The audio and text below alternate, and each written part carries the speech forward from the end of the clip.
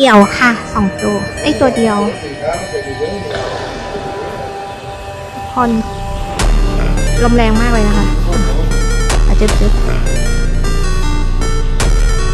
ะมวนอ่ะเขาพยายามจะบินกลับนะคะพยายามจะบินกลับเพราะขนาดบินตามก็กลับไม่ไหวลมแรงดูดิ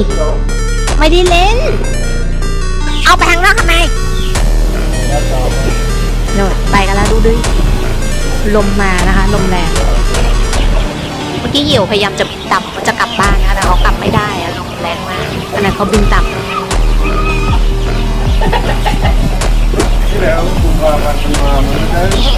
สวัสดีปีใหม่แล้วปิดติว